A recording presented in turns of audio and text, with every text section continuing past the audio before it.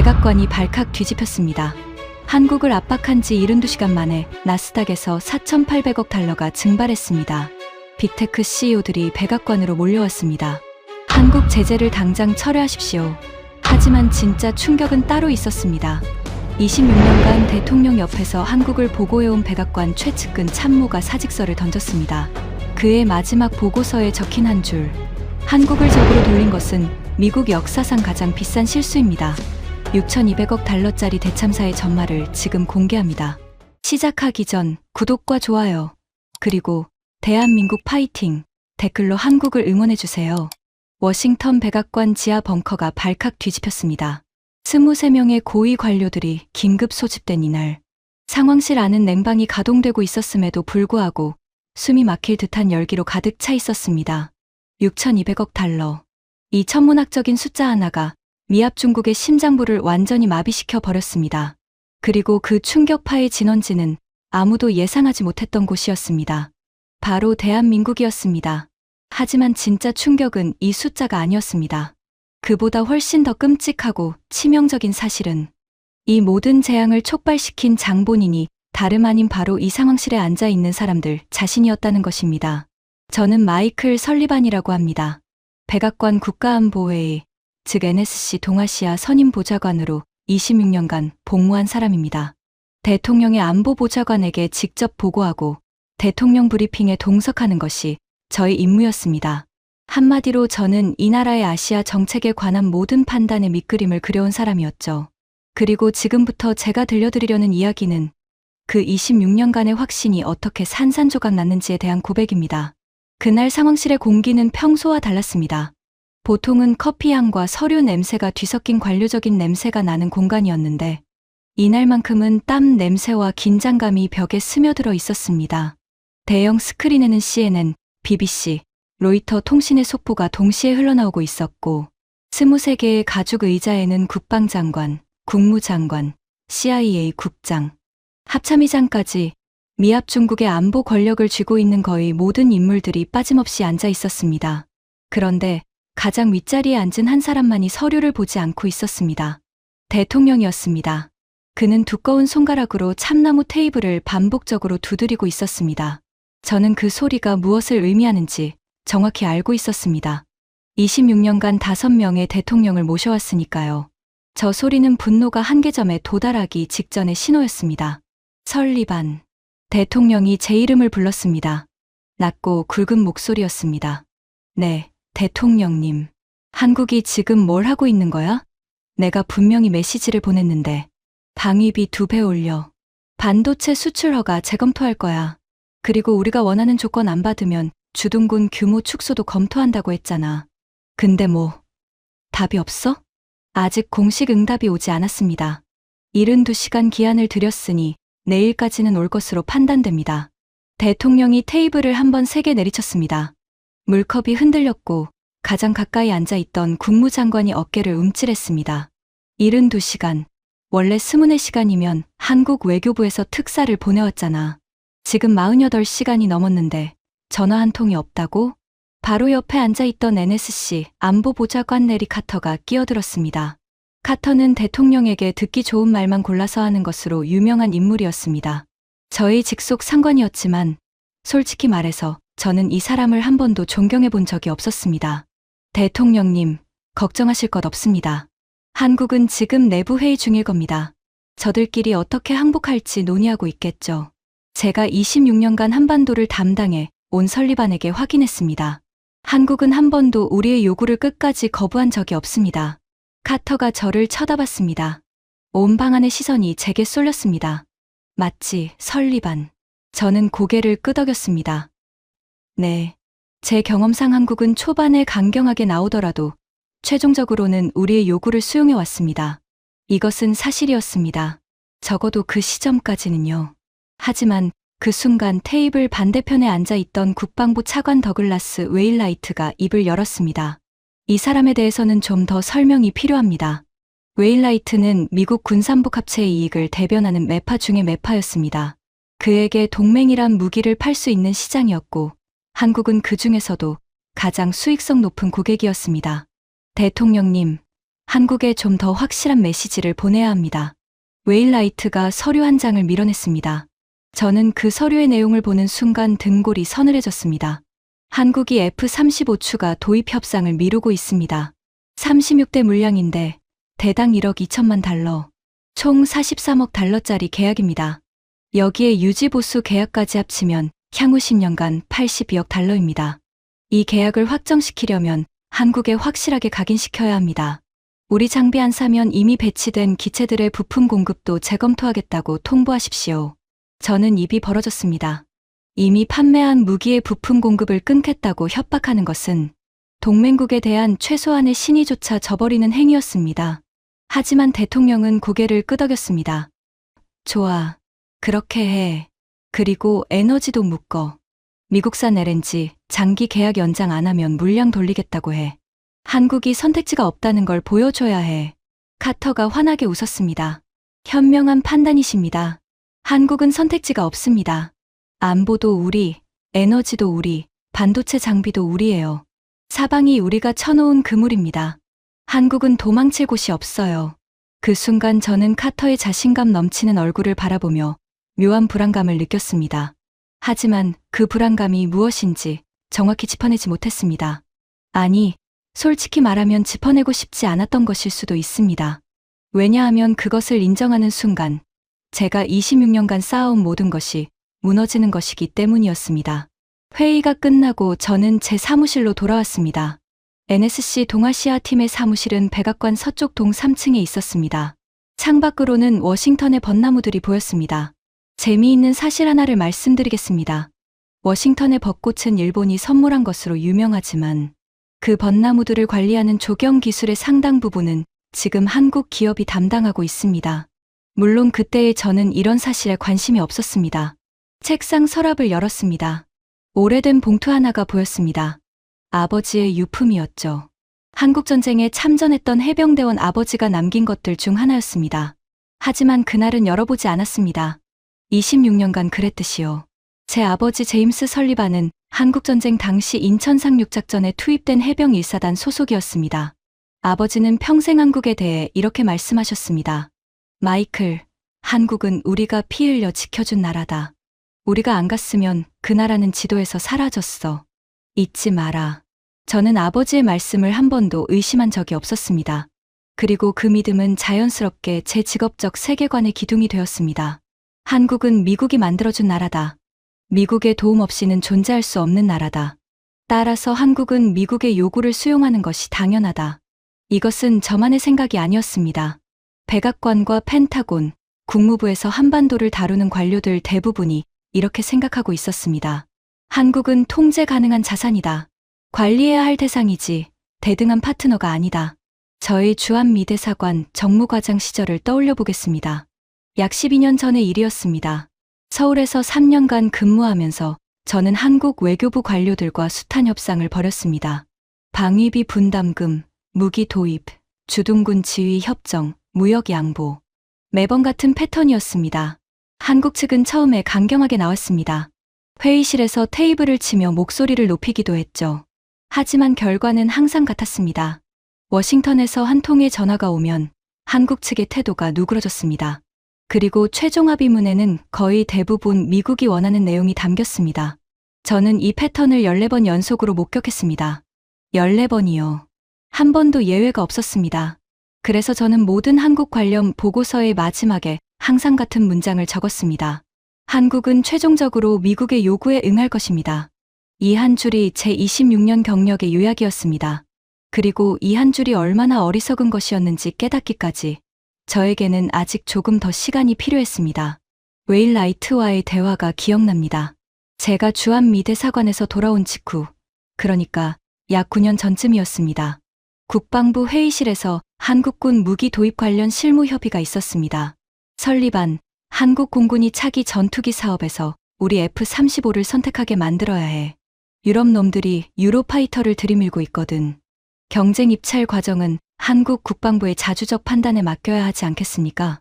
웨일라이트가 비웃듯이 코웃음을 쳤습니다.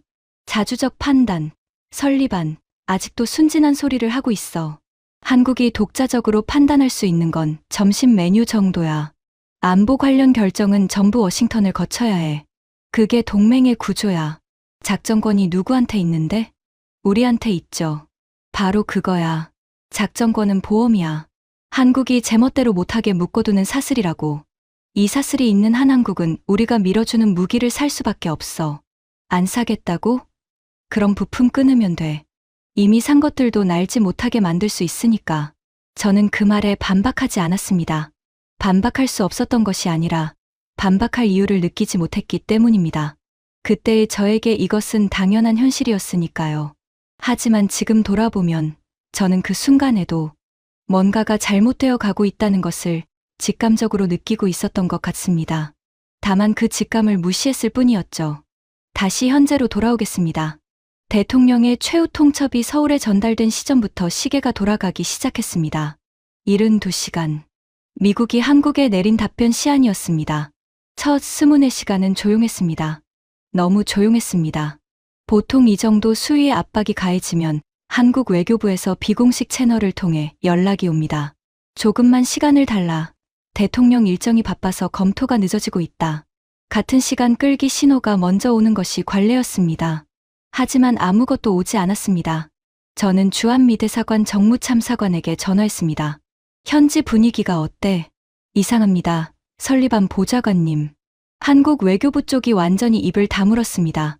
평소에는 비공식적으로라도 접촉이 있었는데 이번에는 아예 전화를 안 받습니다. 안 받는다고? 네. 제가 잘 아는 한국 외교부 국장에게 개인 전화로 연락했는데 딱 한마디만 하더군요. 뭐라고? 기다리라고요. 가슴이 싸늘해지는 느낌이었습니다. 하지만 저는 스스로를 진정시켰습니다. 한국은 원래 초반에 강경한 척하는 것이 협상 전술이니까요. 48시간이 지났습니다. 여전히 침묵이었습니다. 하지만 이번에는 전혀 다른 방향에서 신호가 왔습니다. 정보 보고였습니다. CIA 동아시아 분석관이 저에게 보고서를 가져왔습니다. 표지에 기밀이라고 적혀 있었습니다. 설리반 보좌관님, 한국 대통령이 지난 48시간 동안 4차례 국제 전화를 했습니다. 어디로? 파리입니다. 프랑스 대통령과 통화한 것으로 확인됩니다. 그리고 베를린과 런던에도 각각 한 차례씩 통화가 있었습니다.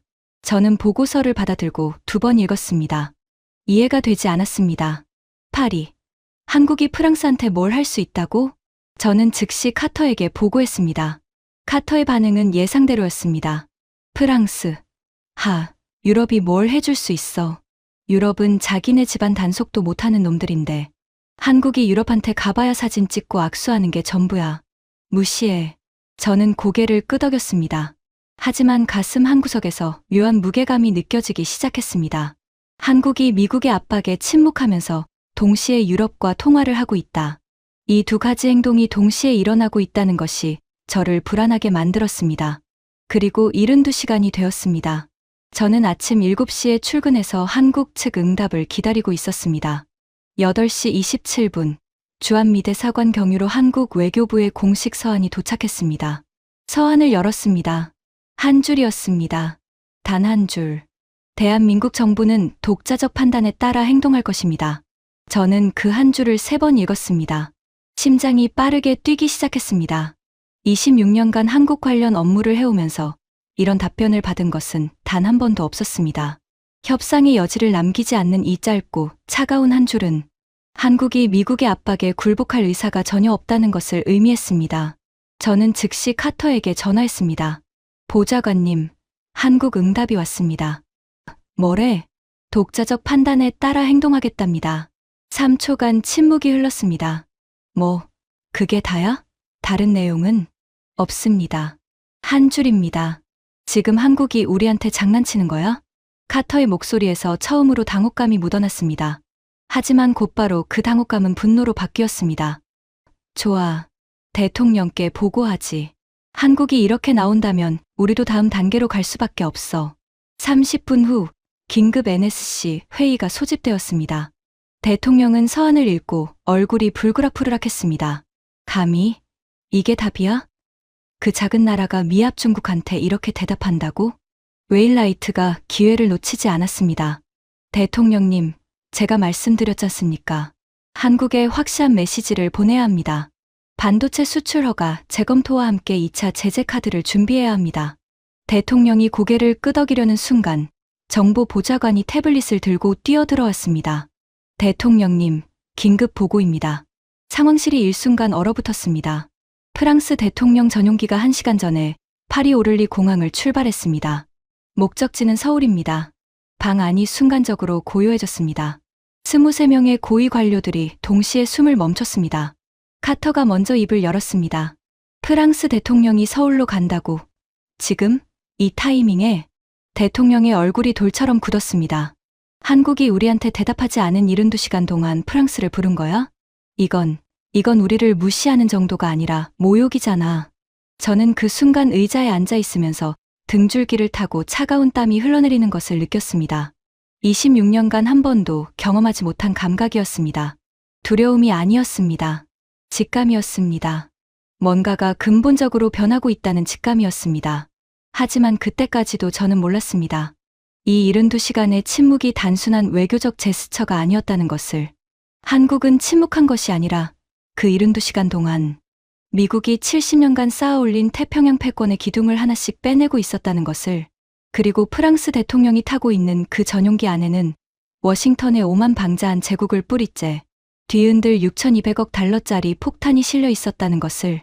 저는 아직 그 사실을 몰랐습니다. 하지만 곧 알게 됩니다. 아주 잔인할 만큼 선명하게요. 프랑스 대통령 전용기가 서울공항에 착륙했다는 보고를 받은 것은 다음날 새벽이었습니다. 저는 NSC 사무실에서 밤을 새우고 있었습니다. 커피가 3잔째였고 셔츠는 구겨질 대로 구겨져 있었습니다. 모니터에는 서울발 실시간 뉴스가 끊임없이 올라오고 있었습니다.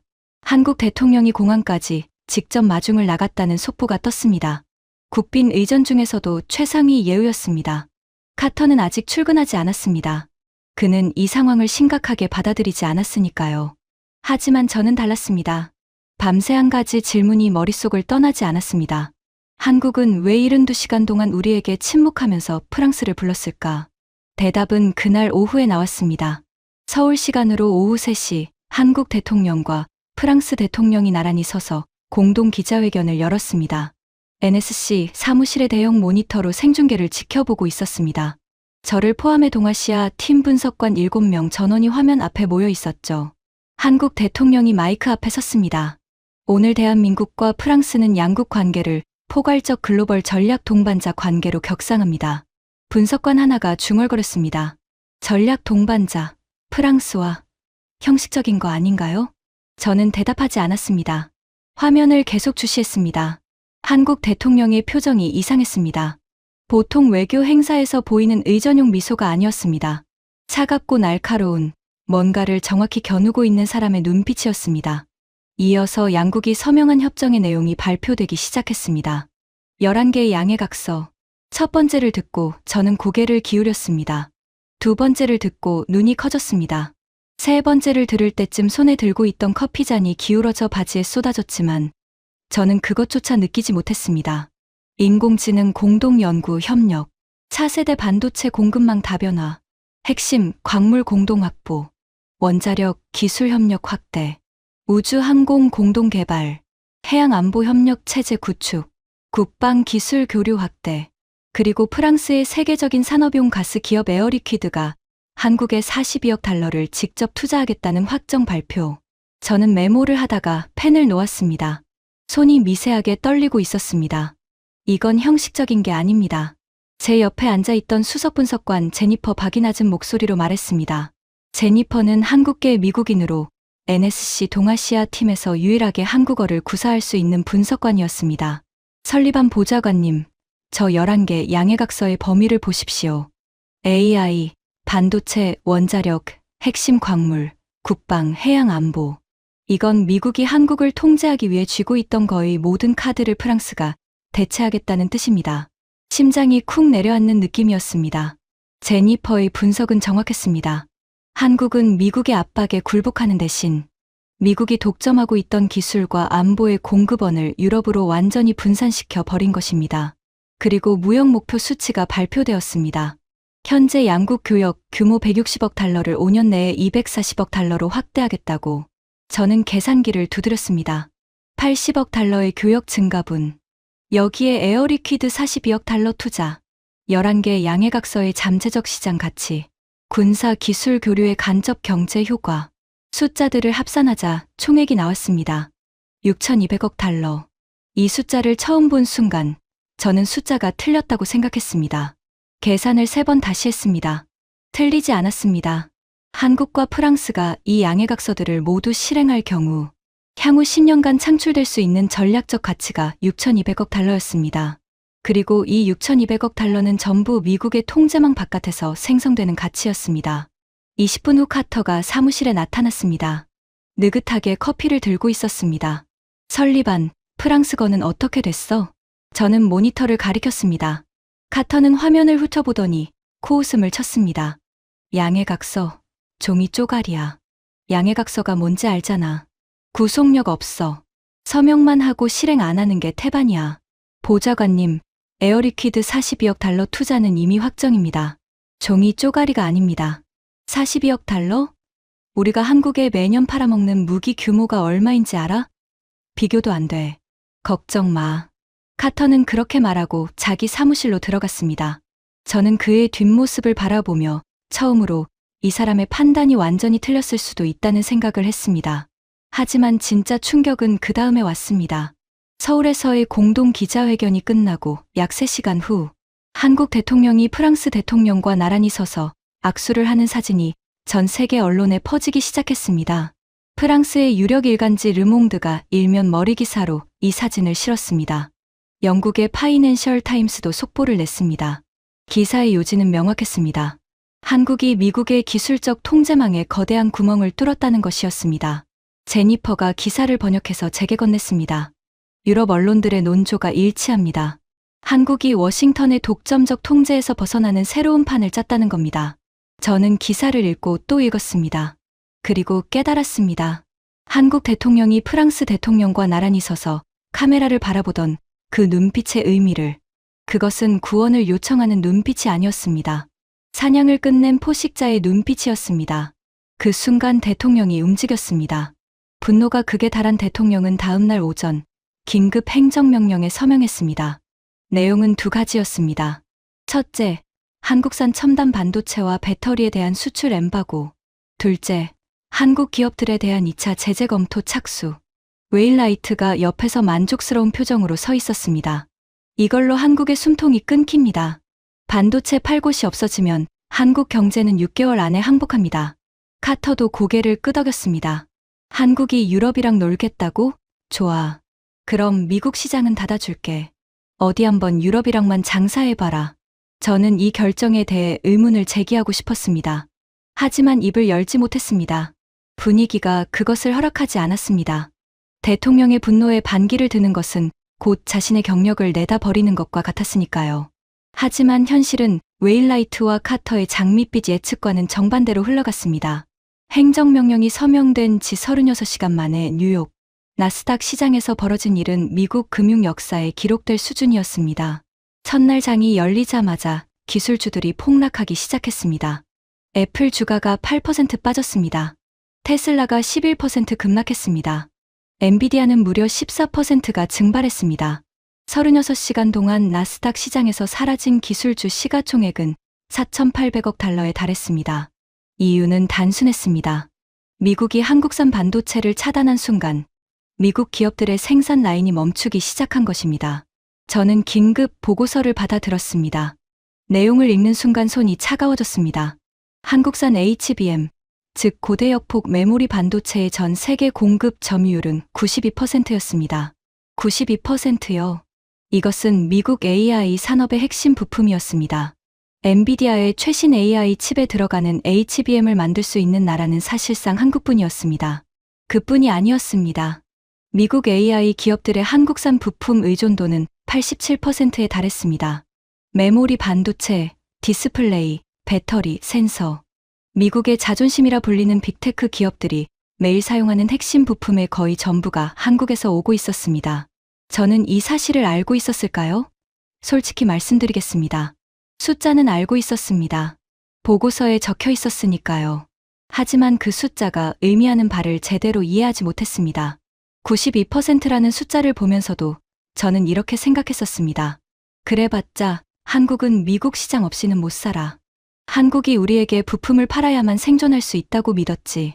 우리가 한국 부품 없이는 작동할 수 없다는 사실은 한 번도 진지하게 고려하지 않았던 것입니다. 현실이 저를 때렸습니다. 제재 발동 72시간 만에 실리콘밸리에서 비상이 걸렸습니다. 애플 CEO가 백악관에 직접 전화를 걸었습니다. 테슬라 CEO가 소셜미디어에 공개적으로 정부 정책을 비판했습니다. 그리고 미국 빅테크 7개사의 CEO가 연합으로 백악관 긴급 면담을 요청했습니다. 면담 자리에는 저도 동석했습니다. 백악관 루즈벨트룸이었습니다. 대통령, 카터, 웨일라이트, 그리고 저. 반대편에는 미국 기술산업의 거물들이 앉아 있었습니다. 엔비디아 CEO가 먼저 입을 열었습니다. 대통령님, 단도직입적으로 말씀드리겠습니다. 한국 제재를 즉각 철회해 주십시오. 이건 한국을 죽이는 것이 아닙니다. 미국을 죽이는 겁니다. 대통령의 눈썹이 꿈틀했습니다. 뭐라고? 지금 나한테 정책을 바꾸라고 명령하는 거야? 명령이 아닙니다. 현실을 말씀드리는 겁니다. 저희 차세대 AI 칩 생산에 필요한 HBM 반도체는 전량 한국에서 옵니다. 대체 공급원이 없습니다. 지금 이 순간에도 저희 공장 3개 라인이 멈춰 있습니다. 애플 CEO가 뒤를 이었습니다. 저희도 마찬가지입니다. 한국산 OLED 디스플레이와 배터리 공급이 중단되면 다음 분기 신제품 출시가 전면 연기됩니다. 주주들에게 뭐라고 설명해야 합니까? 테슬라 대표가 숫자를 내밀었습니다. 한국산 전고체 배터리 공급이 끊기면 저희 북미 공장 4곳의 가동이 중단됩니다. 영향받는 일자리만 32,000개입니다.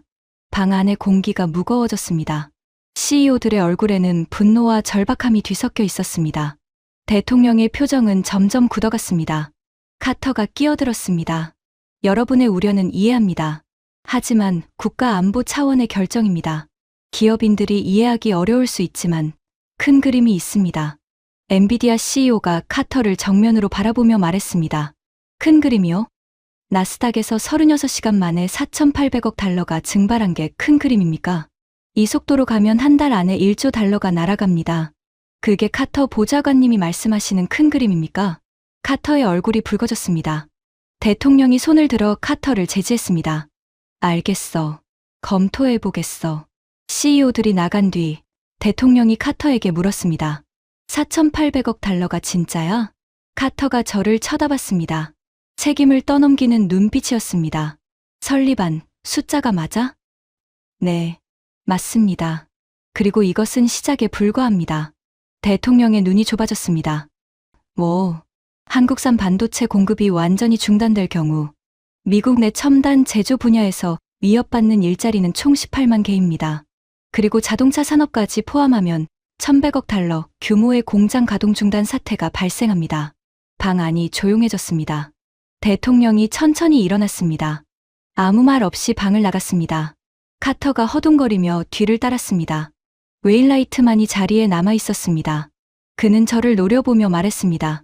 설리반, 자네 지금 대통령 앞에서 뭘 한 거야? 한국 편을 들었어? 편을 든 것이 아닙니다. 사실을 보고한 것입니다. 사실, 자네가 사실이라고 생각하는 것과 대통령에게 필요한 것은 다를 수 있어. 그 구분을 못하면 이 자리에서 오래 못 버텨. 저는 대답하지 않았습니다. 하지만 속으로 생각했습니다. 구분하지 못하는 것이 아니라 더 이상 구분하고 싶지 않은 것일 수도 있다고. 나스닥 충격이 채 가라앉기도 전에 펜타곤에서 폭탄이 터졌습니다. 제재 발동 5일째 되는 날, 국방장관이 긴급 NSC 회의를 요청했습니다. 보통 국방장관이 먼저 NSC 회의를 요청하는 경우는 극히 드뭅니다. 군사적 위기 상황이 아니면 없는 일이었죠. 회의실에 들어서는 국방장관의 표정을 보는 순간 저는 뭔가 심상치 않다는 것을 느꼈습니다. 평소에 냉철하고 감정을 드러내지 않는 사람이었는데 이날은 이마에 땀이 맺혀 있었습니다. 대통령님, 솔직히 말씀드리겠습니다. 회의실의 공기가 순간적으로 팽팽해졌습니다. 한국산 부품 없이는 미군 무기 체계의 38%가 6개월 내에 정비불능 상태에 빠집니다. 8초간 아무도 말하지 않았습니다. 저는 속으로 숫자를 세었습니다. 1, 2, 3, 4, 5, 6, 7, 8점. 대통령이 먼저 입을 열었습니다. 38%. 농담이지? 아닙니다. F-35의 핵심 전자 부품 중 7개 품목이 한국 제조 라인을 경유합니다. 이지스함 전투 체계의 고성능 반도체 4개 품목이 한국산입니다. 패트리어트 미사일 유도 칩의 핵심 소자도 한국에서 옵니다. 카터가 끼어들었습니다. 잠깐, 그건 미국 방산업체가 만드는 무기 아닌가? 왜 한국 부품이 들어가 있어? 국방장관이 카터를 쳐다봤습니다. 그 눈빛에는 이 사람은 기본적인 것도 모르는구나라는 경멸이 서려 있었습니다. 카터 보좌관, 현대 무기 체계는 수만 개의 부품으로 이루어져 있습니다. 그중 상당수가 글로벌 공급망을 통해 조달됩니다. 한국은 그 공급망의 핵심 거점입니다. 우리 항공모함의 레이더 칩이 어디서 오는지 아십니까? 카터가 입을 다물었습니다. 웨일라이트가 반격했습니다. 대체 공급원을 확보하면 되잖습니까? 일본이나 대만으로 돌리면 됩니다. 차관, 그게 가능하다면 진즉에 했습니다. 한국산 HBM과 첨단 센서는 현재 기술 수준으로 대체할 수 있는 나라가 지구상에 없습니다. 대만의 TSMC도 이 분야에서는 한국의 삼성과 SK에 뒤처져 있습니다. 저는 국방장관의 보고를 들으며 제 머릿속에서 뭔가가 무너지는 소리를 들었습니다. 26년간 쌓아온 확신의 벽에 금이 가기 시작한 것입니다. 그리고 국방장관이 마지막으로 한마디를 더했습니다. 그리고 하나 더 보고 드릴 것이 있습니다. 뭔데? 한국이 작전권 조기 환수를 공식 선언했습니다. 이 한마디에 회의실이 폭발했습니다. 웨일라이트가 의자에서 벌떡 일어났습니다. 작전권 환수, 절대 안 됩니다. 작전권은 우리가 한반도에서 쥐고 있는 마지막 지렛대입니다. 이걸 넘겨주면 한국에 대한 군사적 통제력이 완전히 사라집니다. 카터도 동조했습니다. 맞습니다. 작전권은 보험입니다. 한국이 우리 말을 듣게 만드는 유일한 수단이에요. 국방장관이 고개를 저었습니다. 두 분 다 현실을 직시하셔야 합니다. 한국의 독자 국방 역량은 이미 우리의 예상을 훨씬 넘어섰습니다. 한국은 지금 세계 방산 수출 4위 국가입니다. 유럽 시장에서 한국산 무기의 점유율이 기존 4%에서 28%로 급등했습니다. K방산의 유럽 수출 계약 규모만 1,600억 달러를 넘었습니다. 저는 숫자를 적으면서 손이 떨리는 것을 느꼈습니다. 1,600억 달러요? 네. 그리고 이 계약들의 대부분은 원래 미국 방산업체들이 차지할 것으로 예상되었던 물량입니다. 미국 방산업체들이 잃게 될 잠재 계약 규모는 최소 380억 달러입니다. 웨일라이트의 얼굴이 하얗게 변했습니다. 380억 달러. 그것은 그가 경력 내내 지켜온 군산복 합체의 밥그릇에 직접 구멍이 뚫린 것과 같았습니다. 대통령이 테이블을 두 손으로 짚고 고개를 숙였습니다. 한참을 그렇게 있더니 고개를 들었습니다. 한국이 이렇게 나오는 건 전부 우리가 압박했기 때문이야. 국방장관이 고개를 끄덕였습니다. 그렇습니다.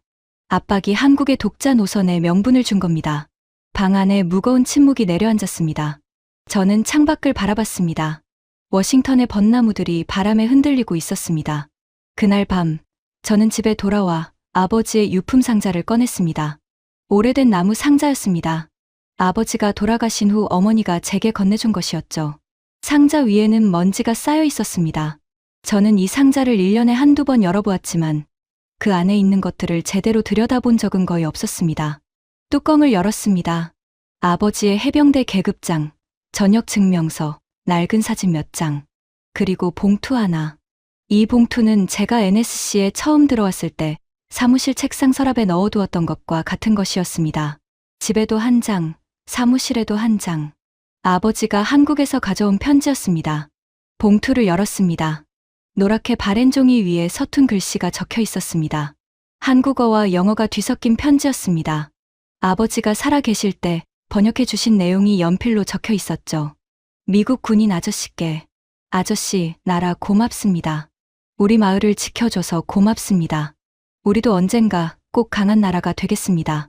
아저씨처럼 다른 나라를 도와줄 수 있는 나라가 되겠습니다. 서명은 없었습니다. 다만 편지 끝에 작은 무궁화 그림이 그려져 있었습니다. 아버지는 이 편지를 평생 지갑에 넣고 다니셨습니다.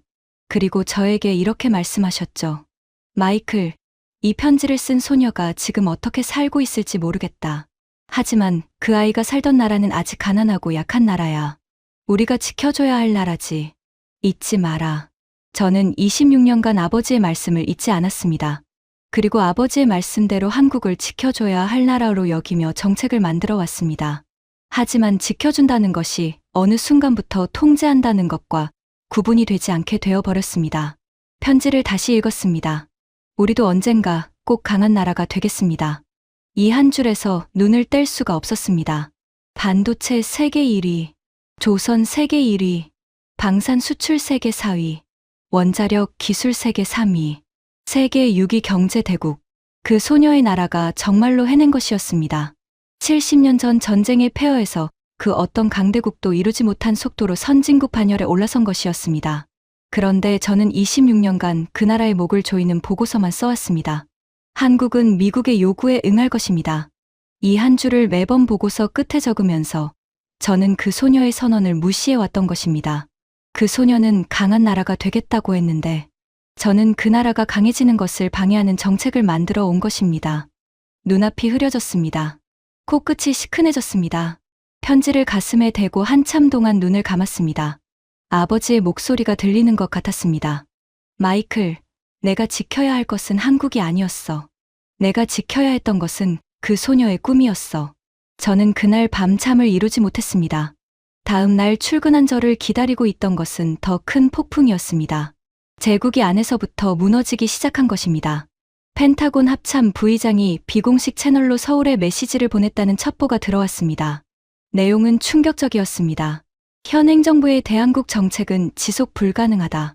백악관의 방침과 별개로 군 차원에서의 한미 군사 관계는 유지하겠다.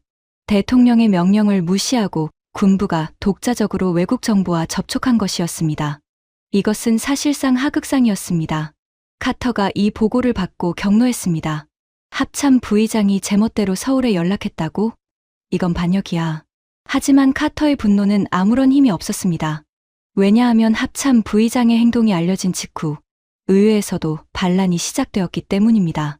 상원 외교위원회에서 67명의 의원이 공동 서명으로 한국 제재 철회 촉구 결의안을 발의했습니다. 여야를 가리지 않았습니다. 서명한 의원들 중에는 대통령의 당 소속 의원도 23명이나 포함되어 있었습니다. 미국 빅테크 연합은 한 발 더 나아갔습니다. 7개 기업 CEO가 공동 서명한 공개 서한을 발표한 것입니다. 내용의 핵심은 한 문장이었습니다. 한국에 대한 기술 제재는 미국 경제에 대한 자해 행위입니다. 이 공개 서한이 주요 언론에 실리자 여론이 들끓었습니다. 여론조사에서 한국 제재에 반대한다는 응답이 61%에 달했습니다. 백악관 내부의 분위기는 처참했습니다. 카터가 대통령에게 보고하러 들어갔다가 5분 만에 나왔습니다. 얼굴이 하얗게 질려 있었습니다. 대통령이 뭐라고 하셨습니까? 카터가 넥타이를 풀며 저에게 말했습니다. 통제 가능하다고 보고했어. 뭐라고 답하셨습니까? 나스닥에서 4,800억이 날아간 게 통제야. 그게 대통령이 한 말이야. 저는 처음으로 카터가 불쌍해 보였습니다. 이 사람은 26년간 대통령에게 듣기 좋은 말만 해왔습니다. 한국은 굴복합니다. 유럽은 아무것도 못합니다. 통제 가능합니다. 하지만 현실은 그의 달콤한 보고서를 한 장씩 찢어내고 있었습니다. 웨일라이트도 궁지에 몰리기 시작했습니다. 국방부 실무진이 보고서를 올렸습니다. 한국 제재가 지속될 경우 미국 방산업체들이 입게 될 부품 공급망, 차질 피해액이 연간 120억 달러에 달한다는 내용이었습니다. 웨일라이트가 실무진을 불러 호통을 쳤습니다. 이 보고서 누가 썼어? 수치가 틀렸어. 다시 써. 하지만 실무진 과장이 단호하게 대답했습니다. 차관님, 수치는 검증했습니다. 3번 검증했습니다. 틀리지 않았습니다. 웨일라이트의 얼굴이 일그러졌습니다. 하지만 더 이상 반박할 수 없었습니다. 숫자는 거짓말을 하지 않으니까요. 유럽의 반응도 미국에 결코 유리하지 않았습니다. 영국의 국제전략문제연구소가 보고서를 발표했습니다. 제목이 강렬했습니다. 한국의 독자 노선, 아시아 안보의 새로운 기준. 보고서는 한국이 미국의 통제망을 벗어나 유럽과 독자적 안보 파트너십을 구축하는 것이 아시아, 태평양 지역의 안정에 오히려 긍정적이라는 분석을 담고 있었습니다. 독일의 대형 방산업체가 한국과 차세대 전투기 공동 개발 양해각서를 체결했다는 뉴스도 떴습니다. 유럽 국가들이 한국의 편에 서기 시작한 것입니다. 저는 이 모든 상황을 종합하면서 하나의 결론에 도달하고 있었습니다. 그리고 그 결론은 제26년 경력의 모든 전제를 완전히 뒤집는 것이었습니다. 한국은 미국이 만들어준 나라가 아니었습니다.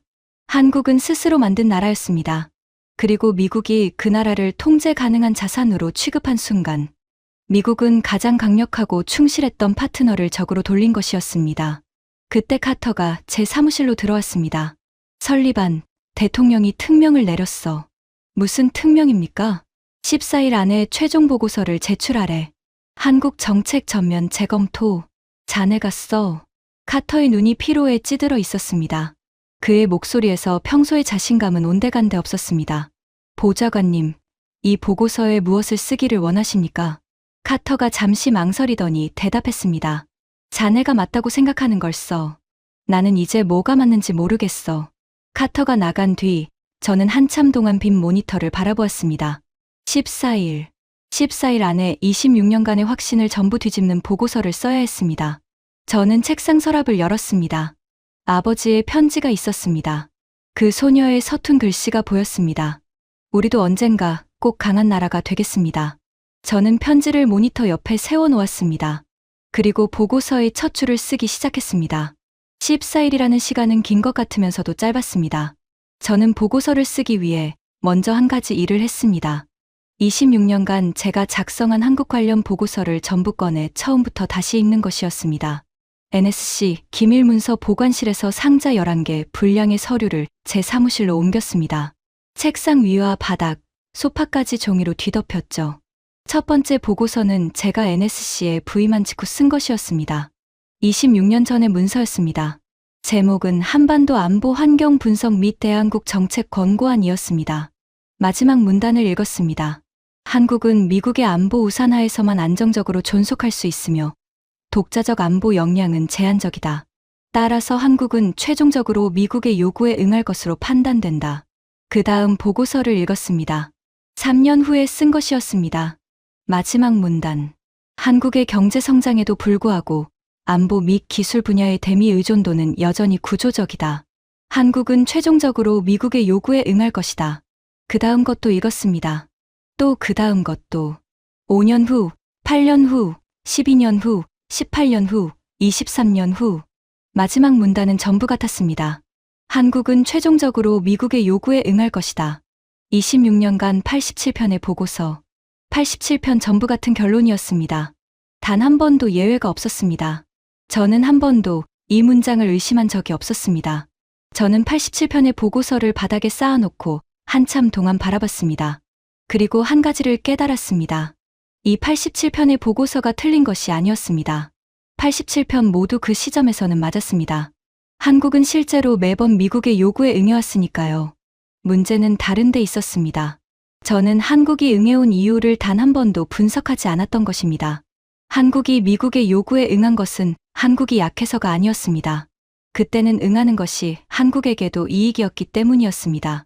미국과의 동맹이 한국의 안보와 경제에 실질적인 도움이 되었기 때문에 한국은 불합리한 요구도 감내한 것이었습니다. 하지만 미국이 그 동맹의 본질을 상호 이익에서 일방적 착취로 변질시킨 순간 한국이 응해야 할 이유가 사라진 것이었습니다. 그리고 한국은 충분히 강해진 지금 더 이상 응하지 않기로 결정한 것이었습니다. 이것을 깨닫는데 26년이 걸렸습니다. 저는 보고서를 쓰기 시작했습니다. 14일 동안 잠은 하루 평균 4시간이었습니다. 밥은 사무실에서 샌드위치로 때웠습니다. 면도도 제대로 하지 못해서 턱에 수염이 자랐습니다. 7일째 되는 날, 초안이 완성되었습니다. 제목은 이렇게 붙였습니다. 대한국 정책 전면 재검토 26년간의 오류와 새로운 패러다임. 보고서의 핵심 결론은 5가지였습니다. 첫째, 대한민국은 미국의 종속 변수가 아니라 독립 변수다. 한국은 반도체 세계 1위, 조선 세계 1위, 방산 수출 세계 4위, 원자력 기술 세계 3위의 기술 강국이다. 이 역량은 미국의 허락이 아니라 한국 자신의 투자와 노력으로 축적된 것이다. 둘째, 한국의 첨단 기술 없이 미국의 군사 및 경제 패권 유지는 불가능하다. 한국산 HBM 반도체 글로벌 점유율 92%, 미국 AI 기업의 한국 부품 의존도 87%. 이 숫자들이 증명하는 것은 한국이 미국을 필요로 하는 것만큼 아니 그 이상으로 미국이 한국을 필요로 한다는 사실이다.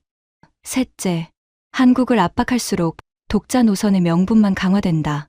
미국의 제재는 한국 경제를 약화시키는데 실패했을 뿐 아니라 오히려 한국의 유럽 및 제3세계와의 다변화 동맹을 구축할 정당성을 제공했다. 넷째, 한국과 유럽의 전략적 동맹은 미국이 배제된 새로운 질서를 만들 잠재력이 있다. 그 잠재적 가치는 6,200억 달러에 달하며 이는 미국의 아시아 태평양 패권의 근본적 약화를 의미한다. 다섯째, 한국을 적으로 돌린 것은 미국 외교 역사상 가장 비싼 실수다.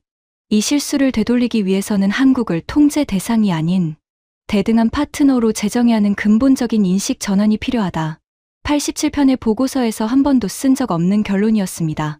처음으로 한국은 미국의 요구에 응할 것이다 라는 문장이 빠진 보고서였습니다. 초안을 들고 카터에게 갔습니다.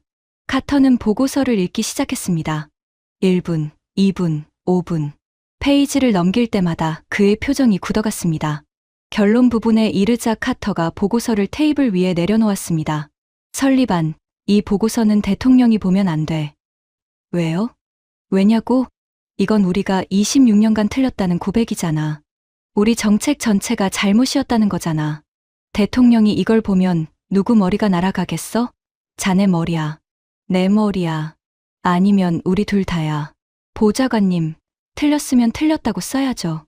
카터가 의자에 깊이 기대앉으며 고개를 저었습니다.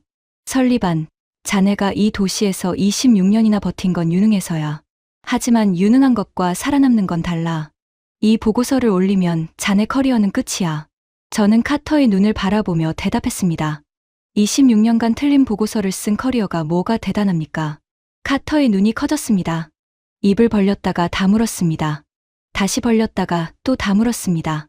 그는 한참 동안 저를 바라보다가 고개를 돌렸습니다. 자네 마음대로 해. 나는 모르는 일이야. 저는 카터의 사무실을 나왔습니다. 복도가 유난히 길게 느껴졌습니다. 26년간 매일 걸었던 복도인데 이날은 처음 걷는 길처럼 낯설었습니다. 보고서를 최종 수정하는데 이틀이 더 걸렸습니다. 14일째 되는 날 아침, 저는 보고서를 안보 보좌관실에 제출했습니다.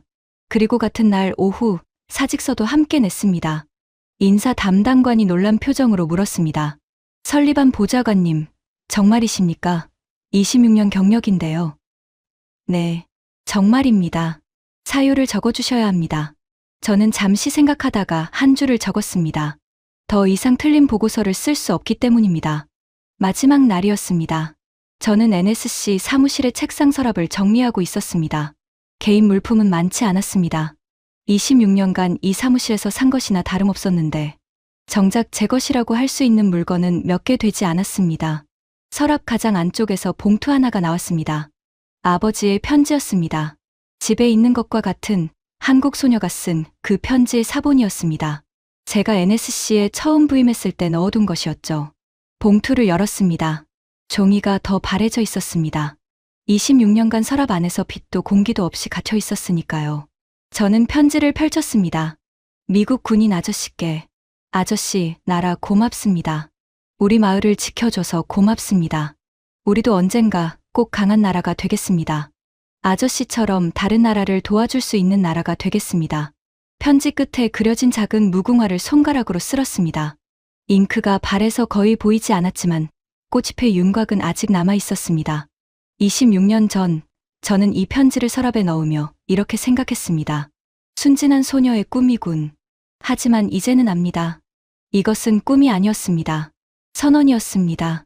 강한 나라가 되겠습니다. 그 소녀는 감사를 표현한 것이 아니었습니다. 약속을 한 것이었습니다. 그리고 그 소녀의 나라는 그 약속을 지켰습니다. 70년 전 전쟁의 잿더미에서 일어나 세계가 놀라는 경제 대국을 이룩했습니다. 세계 최고의 반도체를 만들었습니다. 세계 최고의 배를 건조했습니다. 세계가 사고 싶어하는 무기를 만들었습니다. 그리고 마침내 세계에서 가장 강한 나라의 압박 앞에서도 고개를 숙이지 않는 나라가 되었습니다. 아버지가 살아 계셨다면 뭐라고 하셨을까요? 아마 이렇게 말씀하셨을 것 같습니다.